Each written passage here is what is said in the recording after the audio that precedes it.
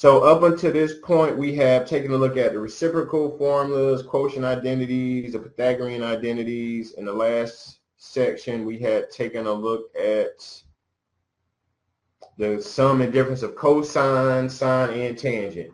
And as we were doing the sum and difference of tangent formula, there was some rationalizing the denominator. All right, there's going to be a little bit more of that today. And we're also going to take a look at the double number identity. So if you look at the very first formula, that is read as the double angle for tangent, or the double number for tangent. And that's equal to 2 times the tangent of A over 1 minus tan square A. Notice that the double angle, or the double number for cosine, there are actually 3 formulas. Right? The very first formula says cosine square A minus sine square A. In order to use that first double number identity, you must know both the sine and the cosine. The second double number identity for cosine says 2 cosine square A minus 1. In order to use that formula, you only need to know the cosine. And then there's the final formula for the double angle of cosine, and it's 1 minus 2 sine square A. All right, so in order to use that particular formula, you must know the sine value. Okay, so the formula that you use, it pretty much depends upon the information that you have. And then lastly, we have the double number for sine, right? And that's equal to 2 sine A cosine A. Now, this is not necessarily a proofs course, but if we look at the section 9.3 notes, they sort of give a light proof on how the double angle for cosine formula, at least the first one, is derived. And it's actually derived from the sum of cosine formula. Right, so if you look at the very top, it says that the cosine of 2A, that's equal to cosine A plus A, right? Because A plus A is 2A. Then the sum of cosine formula is used, right? So the sum of cosine formula, okay, just going back momentarily, right, is this first formula. It says cosine A plus B, that's equal to cosine A times cosine B minus sine A sine B. But in our example, we're using A plus A, so we would simply substitute A for all of the angle measures, right? So instead of cosine A cosine B, for B, we're going to substitute in A, right? Because we're using A plus A and not A plus B. All right, so notice once you substitute in A in the formula, cosine A times cosine A is cosine squared A minus sine squared A. Right, and that pops out that first formula. The other two formulas come from the fact that you can rewrite cosine squared A, right, as 1 minus sine squared A. So I'm going to go back slightly. I just want to show you all where this stuff is coming from. I'm going to go to the Pythagorean theorems. Right, so notice that if you were to take the Pythagorean identity, right, sine squared x plus cosine squared x is equal to 1, we can actually solve it for sine squared x, right? So sine squared x is 1 minus cosine squared x.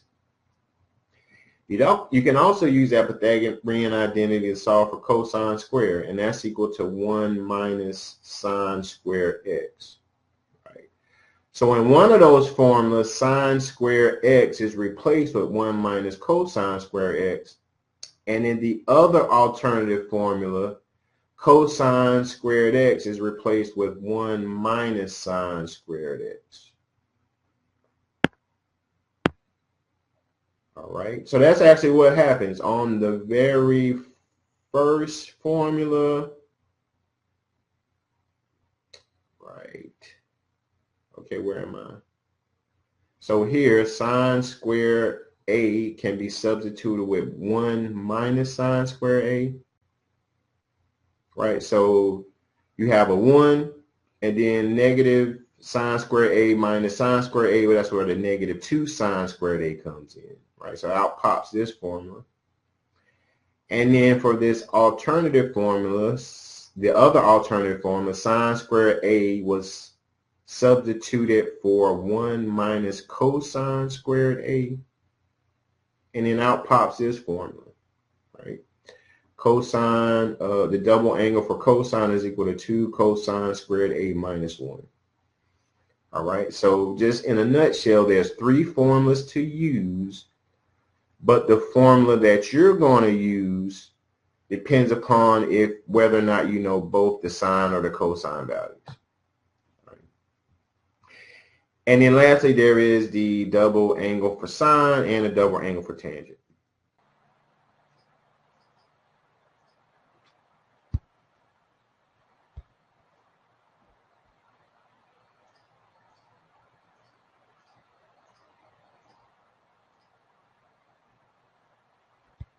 All right, so where do we go from this point? All right, so we're actually finding the exact values for the sine of 2x, the cosine of 2x, and the tangent of 2x. So the first thing I'm going to do is refer to the formula sheets, right? So the first thing we're going to try to do is find the sine of 2x. I'm actually going to write this over here because we're going to have to do a triangle sketch. So we're going to find the sine of 2x. So I'm going to bring up the formula sheet.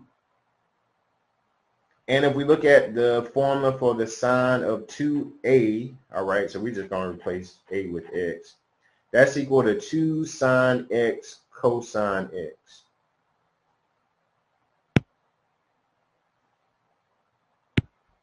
Right, so the sine of 2x is equal to 2 sine x cosine x, right?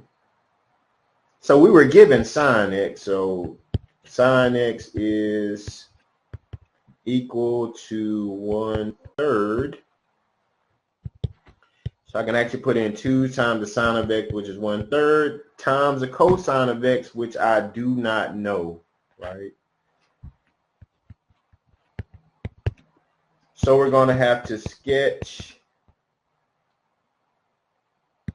a triangle. Okay. Now we're sort of looking at the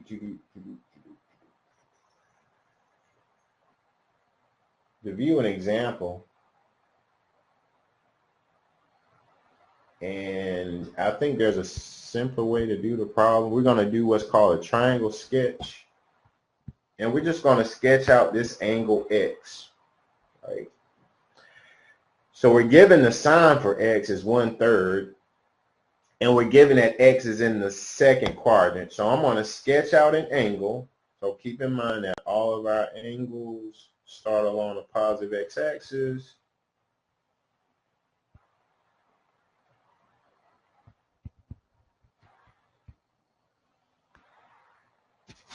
Right, I'm going to drop my perpendicular, and a right triangle is formed, right? So this is our angle in the second quadrant, and that's x. All right, so we now have an x, a y, and an r. Okay, we were given the sine value, right? The sine of x, or the sine of any angle measure, is y over r, right, from our formula. So we're given that the sine of x is 1/3. So this means that our y value is 1, and our r value is 3. Okay. And we have to find out x. All right. So remember, we did have a formula. X is equal to the square root of r squared minus y squared. So r is 3, so we're going to square 3 minus y, which is 1. We're going to square that. 3 squared is 9, 1 squared is 1, so we have the square root of 8. Okay, keep in mind, anytime we deal with radicals, and I forgot to do this in the algebra introduction, but we want to make sure that all radicals are simplified. So I'm going to kind of go back. I'll give you a minute to copy this down. And I'm going to kind of review how we would simplify the square root of 8, because there's a lot of things you have to, radicals, you must simplify all radicals.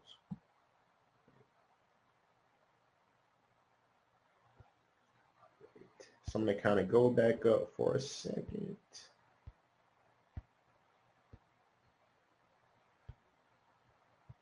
And I'm going to do that over here. And this is to simplify radicals. And it says that the nth root of a times b, that's equal to the nth root of a times the nth root of b.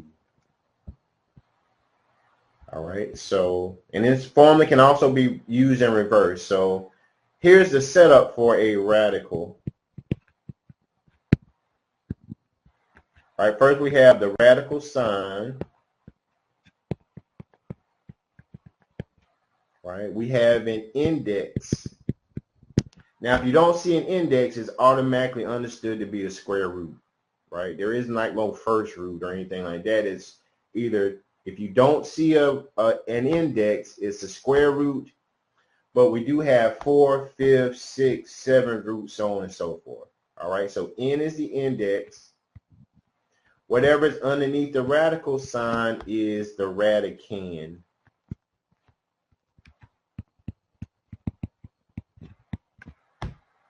All right, so that's the basic setup for a radical. So now if you want to simplify a radical, so we're going to simplify the square root of 8. Right?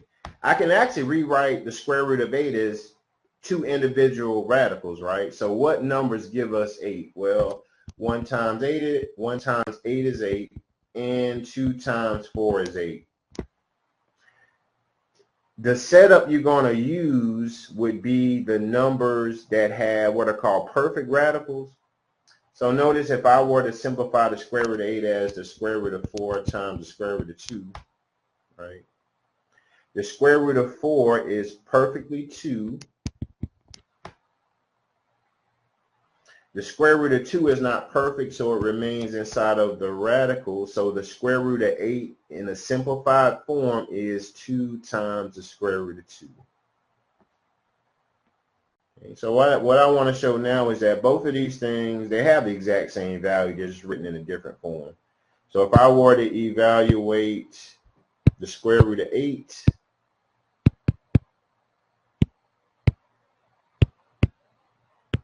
right, I get 2.828. Okay, if I were to evaluate 2 times the square root of 2, I get the same value.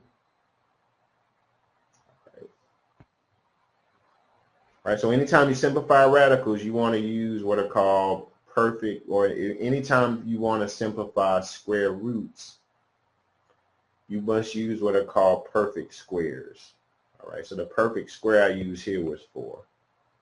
All right.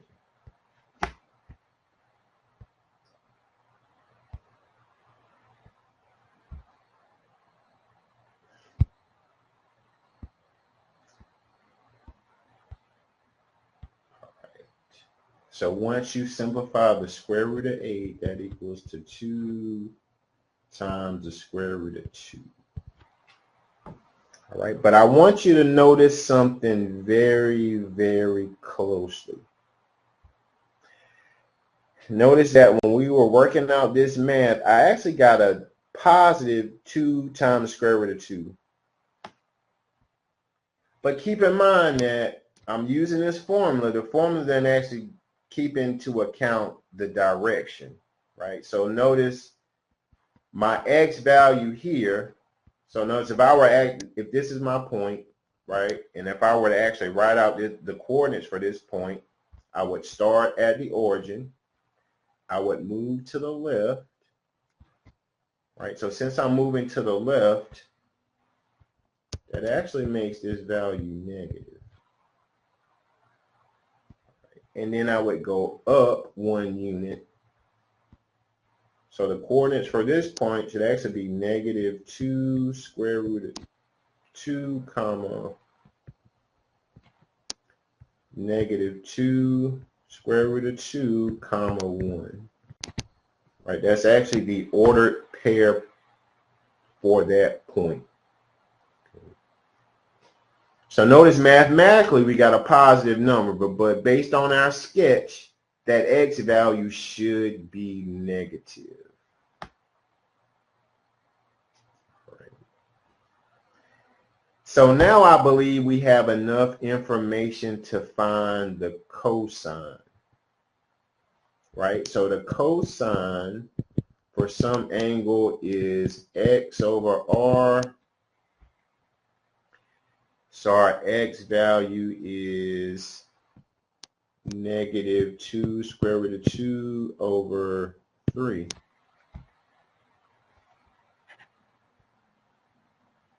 Right, so we did a triangle sketch, just a review. Right, first thing we did was we picked out the correct formula, the double number for sine, that's equal to 2 sine x cosine x. Right, we were given the sine value, which is 1/3. We were also given the fact that x was in the second quadrant. So in order to find the cosine value, we sketched out a angle in the second quadrant. Right, we dropped the perpendicular. We figured out x. Right. We re-examined the triangle just to make sure our signs were right. Right. We found from the triangle sketch that x was negative just based on the direction we were moving. And from that point, we were able to determine the cosine value. So in this formula, we're going to substitute the cosine for -2 square root of 2 over 2 comma 3.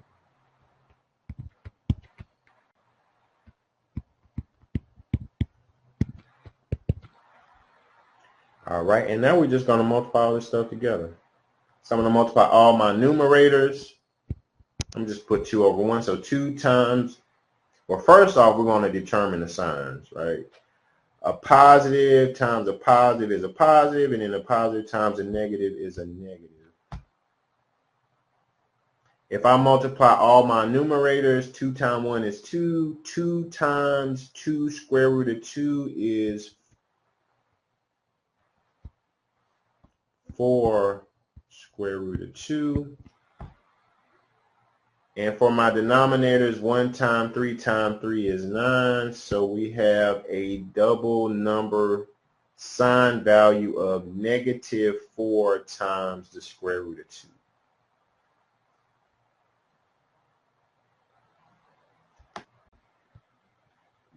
Right, so that was based on a triangle sketch. Next, we're going to find the double angle or the double number for cosine. Okay, so I'm going to go back to the formula sheet.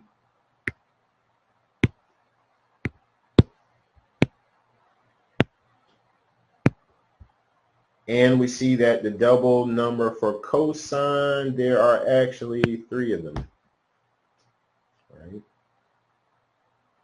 So we have cosine squared A minus sine squared A. We have 2 cosine squared A minus 1, and we also have 1 minus 2 sine squared A. Okay, now I want to try to do as less simplifying of a radical as possible, and I'm actually going to use this formula, right? The cosine of 2x is equal to 1 minus 2 sine squared x. Now you can use any one of these formulas. Okay, you should get the exact same answer. But I believe the formula that would give us the correct solution without too much work would be this formula.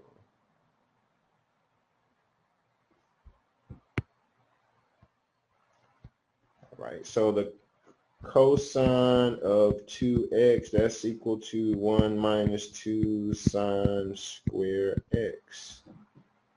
Right, and we were given the sine value as 1/3.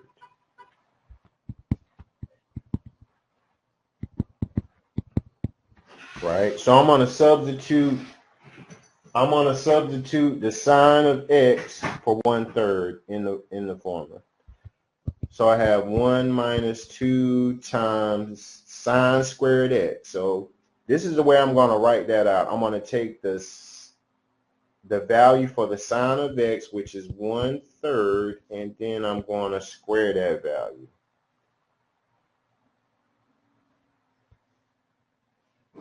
All right, so remember the order operations. Please excuse my dear Aunt Sally. We want to do what's in the innermost parentheses, which we don't have. The next thing we're going to do is evaluate exponents.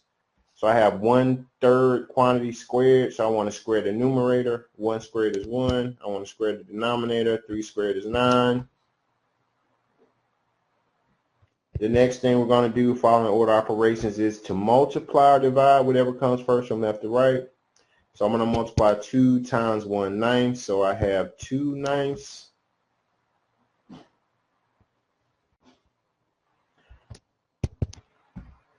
Now I'm going to subtract 1 minus 2/9. In order to subtract fractions, you must have a common denominator, right? So I'm going to re-express 1 as a denominator of 9, right? Because 9 over 9 is 1. It just has a denominator of 9. When you subtract fractions, you must have a common denominator. So I'm going to keep that common denominator, combine the numerators. So we have 7/9 is the double number for cosine value.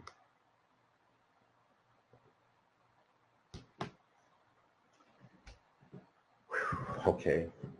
And I'm kind of clear my throat a little bit. And we're going to look at the double angle for tangent. All right, so here we're going to find the double angle for tangent. All right, so if you look at your formula sheet, there's only one formula for the double angle of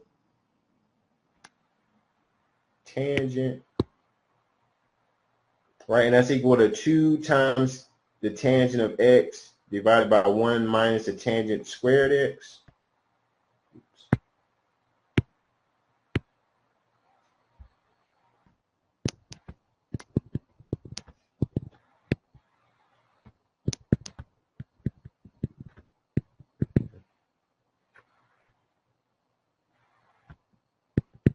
So what is the tangent of x? Right, well, from our formulas, the tangent of any angle is y over x. Right, so we do have a triangle sketch. Let's go back to that. Right, so we have a y value of 1. We have an x value of -2 divided by the square root of 2.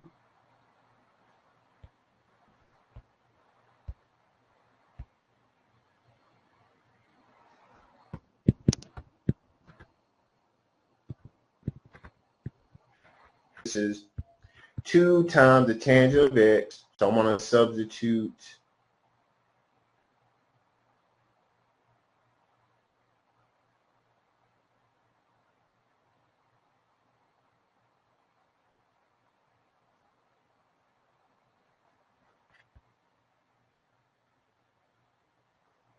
it may be best to rationalize this denominator. Right. So if I rationalize the denominator,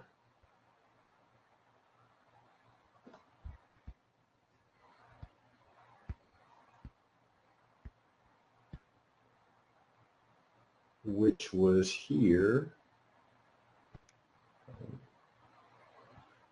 right, 1 divided by 2 square root of 2, we kind of rationalize the denominator, and we got square root of 2 over 4.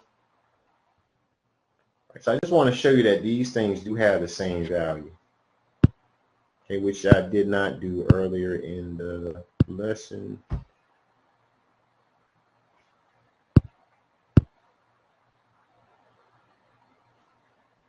Okay, calculator. Right, so this is 1 divided by, I'm going to use a set of parentheses.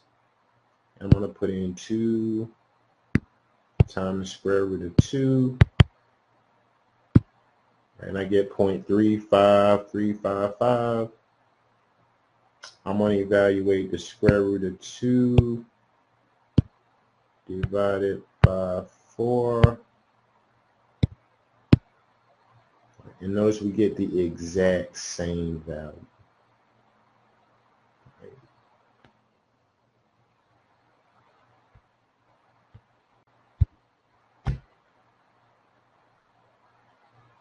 So instead of using -1 square root of 2 over 2, I'm going to use negative square root of 2 over 4.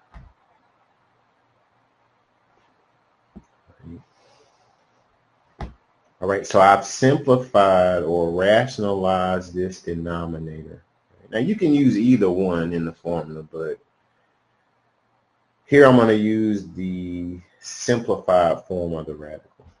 Right, so in this formula, we're going to substitute the tangent of x for a negative square root of 2 over 2. All right, so substituting that in, we have 2 times the tangent of x. And excuse me, that's the square root of negative square root of 2 over 4, excuse me. So in the numerator, we have 2 times the tangent of x, which is negative square root of 2 over 4, divided by 1 minus tangent squared x. So that's 1 minus the tangent, which is negative square root of 2 over 4, quantity squared.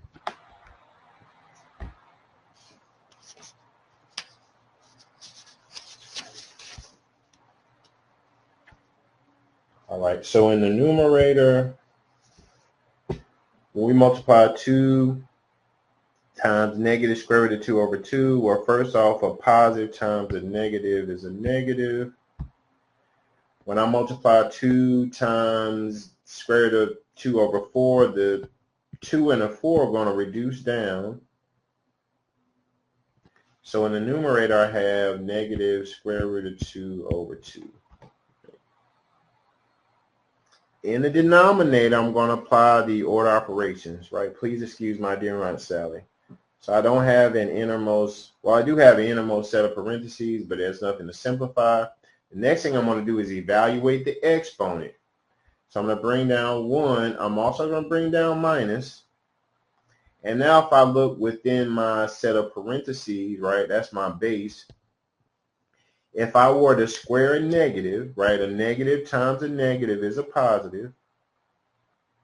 Next, we'll have to square the numerator and the denominator. So the square root of 2 squared forces the square root and the square to cancel, so I'm left with 2. If I square the denominator, 4 squared is 16.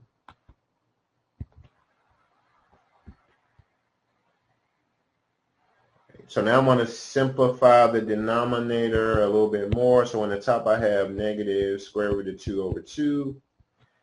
In the denominator, right, I'm going to do the sort of the math trick I did the last time. I'm going to express them both as fractions. So I'm going to re-express 1 with the denominator of 16. So I'm actually going to write that as 16 over 16, right? Because anything over itself is 1. It's just a 1 with a denominator of 16 minus 2 over 16.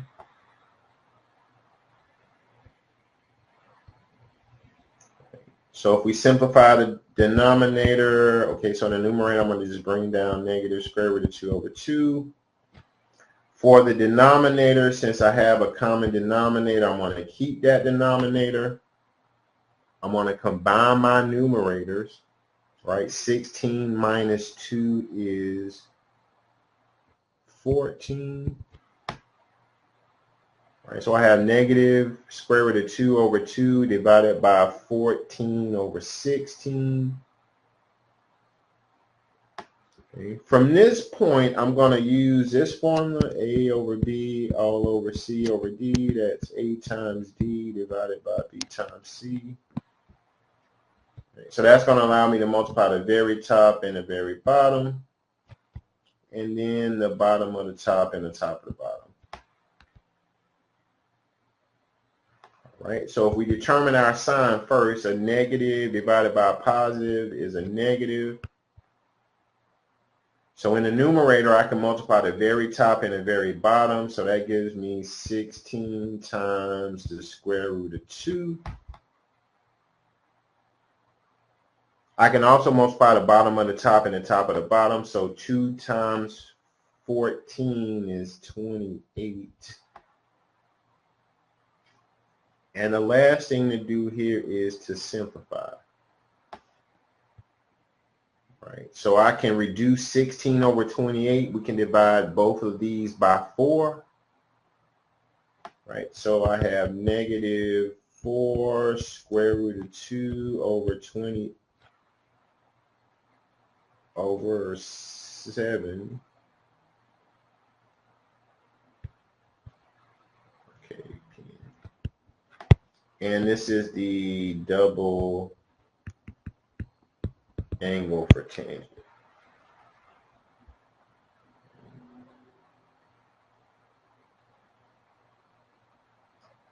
All right, so on not a lot, but most of the double angle problems, there is a fair bit of algebra in the background.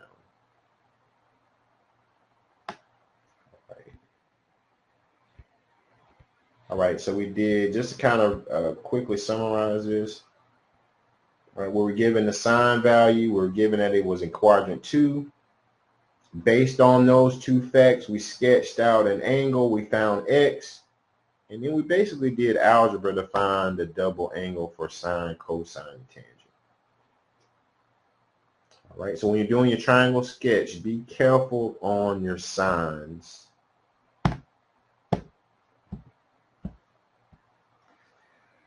All right, now we're going to take a look at a problem that's similar to number 3. Right, so this is 3.3, number 3. And this one says to simplify to one trigonometric expression. And this is 4 times the sine of pi over 4 times 4 times the cosine of pi over 4.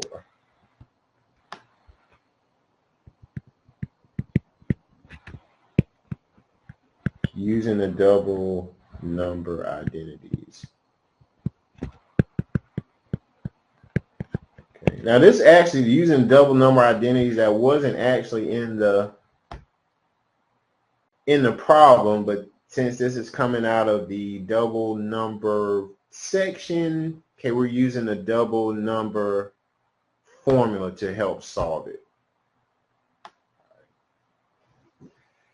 All right, so before we go any further, I just want to let you know that when you're using these formulas, you can use the formulas in reverse and you can manipulate the formulas. So using reverse means I can spin them around. Manipulator means that whatever you do to one side, in order to maintain equality, you must do the exact same thing to the other side. I also looked at the view of solution on this one, and it was not very intuitive, so I'm going to just show another way on how to work out this problem.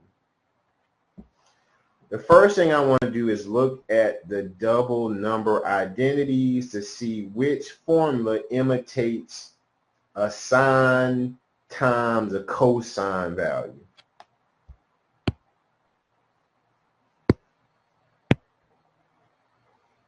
Right. So if I look at the double number identities, the only thing that really fits that form is this one, right?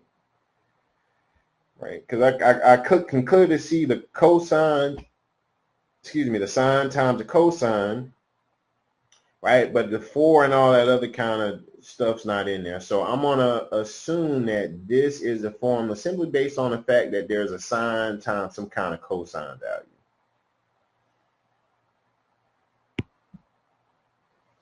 All right. So I am going to write the problem in, or excuse me, write the formula in reverse.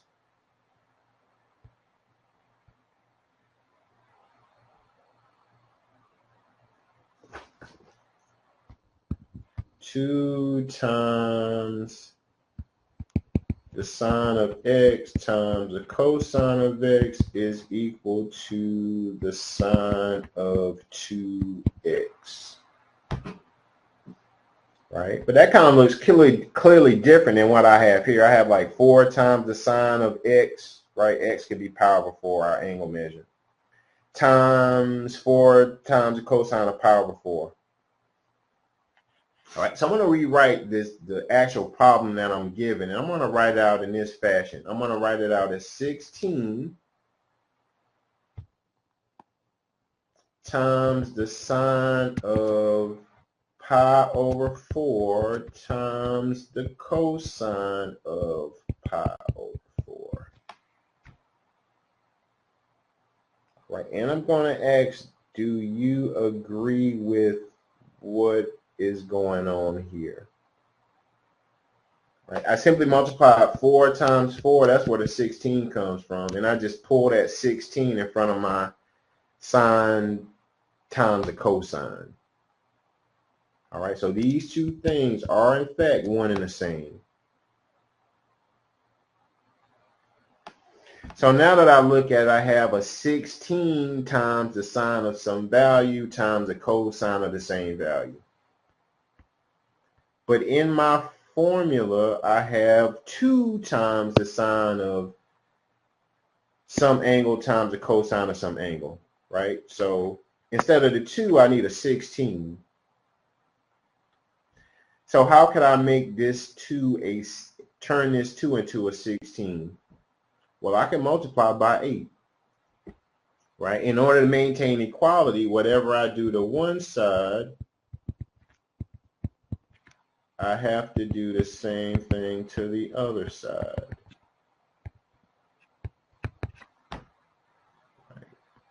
So now if I simplify on the left-hand side, 8 times 2 is 16, so I have 16 cosine x, 16 sine x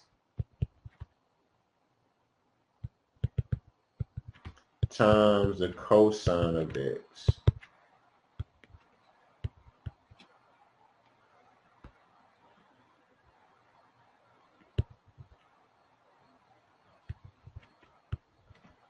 Okay, that's equal to 8 times the sine of 2x. And this is my new manipulated formula. All right, so now they kind of fit. I have 16 sine x cosine x, and in this problem I'm given 16 times the sine of pi over 4 times the cosine of pi over 4. All right, so above that, I'm just going to write that formula. So I have 16 times the sine of x times the cosine of x. That's equal to 8 times the sine of 2x. Right, so from this point, I'm going to take the formula and I'm going to substitute x for power of 4. So this is equal to 8 times the sine of 2 times x, and I'm going to substitute x with pi over 4. And if I simplify 2 times power 4, that's power 2. So this simplifies to give us 8 times the sine of pi over 2.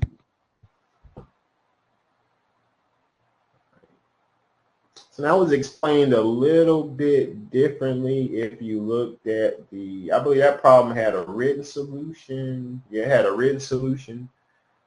But notice here, the first thing I did was I multiplied 4 times 4 to get 16. I just rewrote it.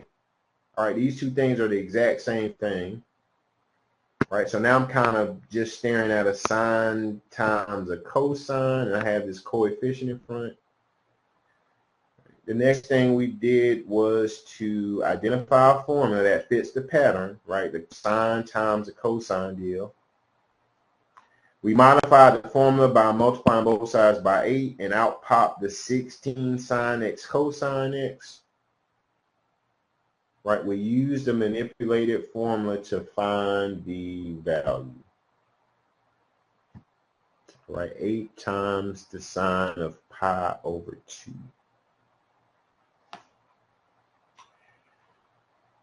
All right, I'm going to go back to the lecture notes for a second. I close it down.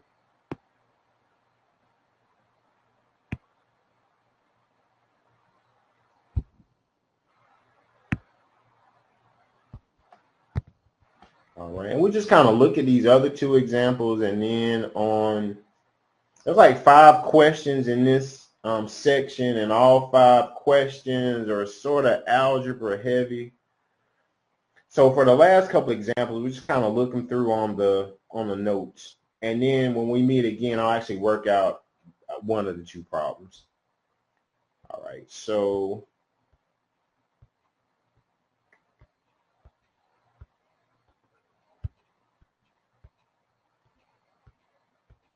okay, I thought this was double numbers. Okay, yeah, half number identities.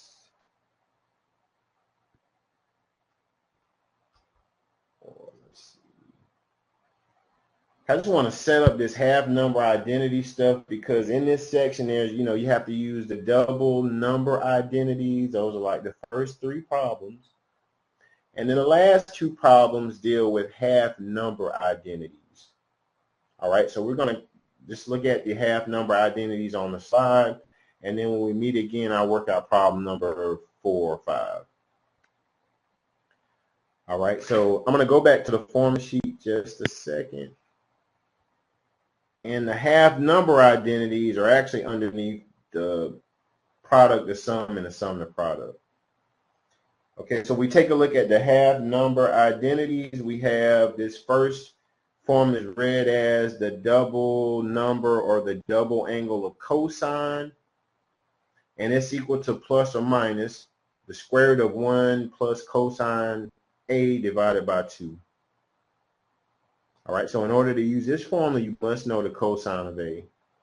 You also notice that there is a plus or minus. You're going to use plus if your half angle, which is the angle you're trying to find, depending upon which quadrant it's in, if it's negative, you want to use negative, and if it's positive, you want to use positive. All right, so there is a plus or minus in the formula, but you're going to use plus or minus based upon where your angle is. Next, we have the double number for sine. So it says that the double number for sine is equal to plus or minus. So here again, you're going to take wherever that angle lies in whatever quadrant, and you're going to base the sine based upon where that angle is once it's sketched out. That's equal to the square root of 1 minus cosine A divided by 2. So notice that in both of these formulas, you must know the cosine value. And then for the double number of tangent, there are 3 formulas. Right, the first formula says the double number for tangent is equal to plus or minus. So here again, based upon where in what quadrant your angle lies, that's going to determine which sign you use. Times the square root of 1 minus cosine A divided by 1 plus cosine A. All right, so in order to use the first formula, you need to know this cosine value. To use the other 2 formulas, you need to know both the sine and the cosine, but you do not have to determine the sine before you use the formula. All right, so notice closely on this second double angle for tangent, that's equal to sine A divided by 1 plus cosine A. All right, so notice, unlike the other formulas, there is no plus or minus. Once you do the math on these last 2 formulas, the plus or the minus is going to pop out in the math. The last double number for tangent says 1 minus cosine A divided by sine A. Right, so here again, you must know both the sine and the cosine value, but you don't have to predetermine the sine. All right, that sine is just going to fall out when doing the math. Okay, let's take a look at the slides. All right, the lecture notes. So here again, all right, this is sort of how the formulas are derived. All right, they're actually derived from the double number from cosine formula. All right, so once again, here are the formulas. All right, and here is an example. Right, and we're asked to find the cosine of pi over 12. Okay, I'm going to clear my throat a little bit on this. If they ask you to use a particular formula, because you're going to see this stuff a lot, right? Like in the first section, I believe you're asked to find this cosine of pi over 12, and you got like a little funky little answer. Depending upon which formula you use, your answer is going to look totally different, even though the numerical value is going to be the same.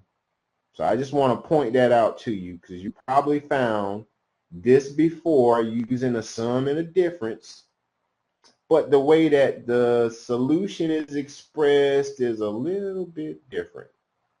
All right.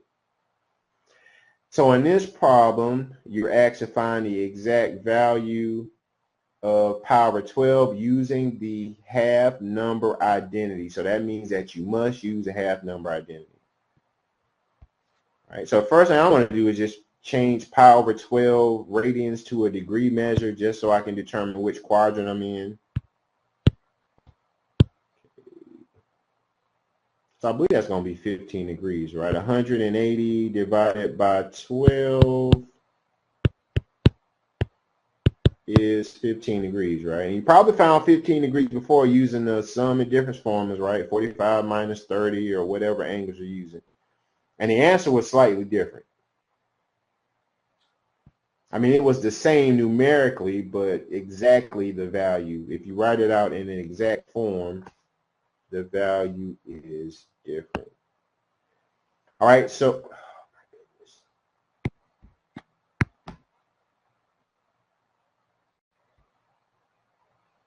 okay, I'm going to get it together.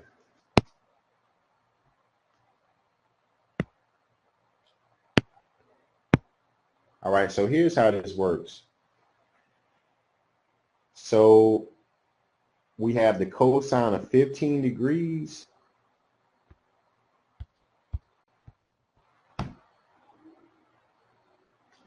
Come on.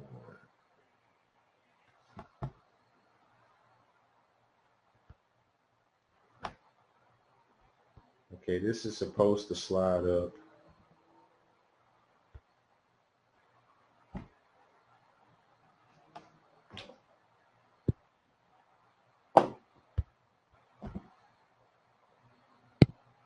All right, so we have the cosine of 15 degrees, right?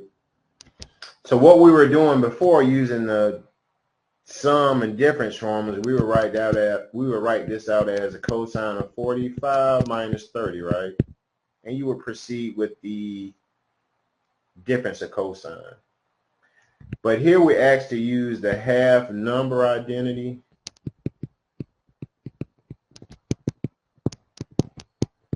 All right, so this is how this works. First off, you want to determine which quadrant the cosine of 15 degrees is in, right? Because remember in our formula, there was that little plus or minus thing. So in order to figure out if it's plus or minus, first of all, we're going to find out where 15 degree lives, or 15 degree angle is, right? It should be somewhere in the first quadrant. So if I'm in the first quadrant, right, all students take courses. So that means the cosine has to be positive, right? It all depends on where your angle lies, determines the sign, okay? So now if I'm using a half number identity, instead of trying to find 15 degrees, is let's say 45 minus 30, I'm going to find 15 degrees by using 30 degrees divided by 2, right? Because 30 divided by 2 is 15 degrees, right? So we've already established that the sign is positive. Now if we look at the formula,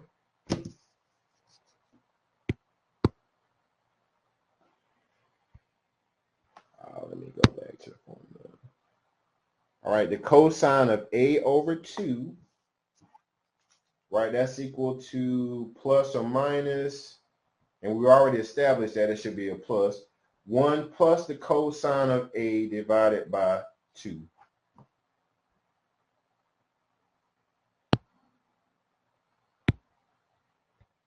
Right, so we already established that it's positive, so I'm just going to write the formula above the problem. It's cosine of a over 2. That's equal to plus or minus the square root of 1 plus cosine a divided by 2. Right, so in the formula, I'm simply going to substitute a for 30 degrees. So I have 1 plus the cosine of 30 degrees divided by 2. Right. So what is the cosine of 30 degrees?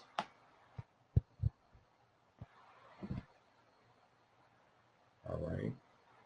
So if you look at your unit circle, or let me just pull that up really quick. Right, if I look at my unit circle, and if we look at 30 degrees, which is power 6, the cosine is the x value, that's square root of 3 over 2.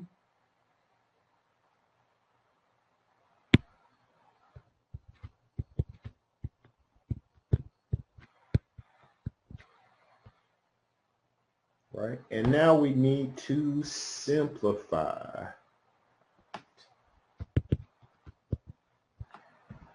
All right, so I need to, first of all, I'm going to try to clear the fractions. Okay, I have a fractional bar, right, which separates the numerator and the denominator. I want to make sure I get rid of any fractions in the numerator and any fractions in the denominator. So in order to do that, I'm going to multiply the numerator and the denominator by the least common denominator. Right, so if I look at all my numbers, this one has a denominator of 1, so we don't really use ones. If I look in the denominator 2, right, it has a denominator 1. I could put anything over 1. That's a whole number. And if I look for my third term, the square root of 3 over 2, it has a denominator 2. So I'm going to multiply the numerator and the denominator by 2. Right. Remember, I'm multiplying by 1. Anytime I multiply by 1, I'm not changing the value, but I can change the way that my number is expressed. All right, so I'm going to distribute 2. All right, so I'm still in the square root, so 1 times 2 is 2. If I multiply 2 times the square root of 3 over 2, the 2's cancel, so I have plus the square root of 3. Right, 2 times 2 is 4.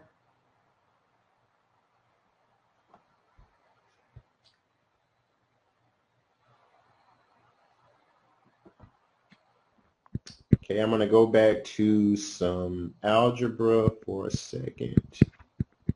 And I want to talk about the quotient rule for radicals. And it says that the nth root of a divided by b, that's equal to the nth root of a divided by the nth root of b. So what that means is I can take a denominator and I can actually split it up.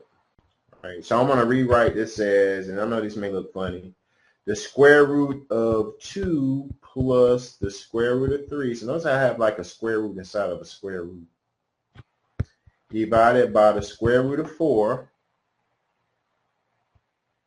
The square root of 4 is perfectly 2, so my final result is the square root of 2 plus the square root of 3 divided by 2.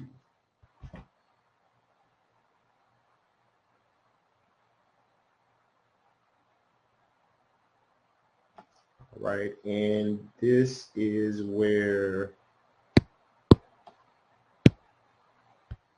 this answer comes in. All right, so there are a couple of more examples here. They're finding, this is like a triangle sketch, which we don't actually do in this course. No, we don't do that in this course. Okay, this is just an example using the formula in reverse. This was taken from a different textbook, so the only example that's pertinent to this course would be this first example. So notice if you look back at your notes, and if you were in, let's say, section 3.1, and you had to find the cosine of 15 degrees using the sum and difference formulas, notice that that answer is totally different than this answer. Right, which means that whenever you're asked to use a particular formula, you must use that formula.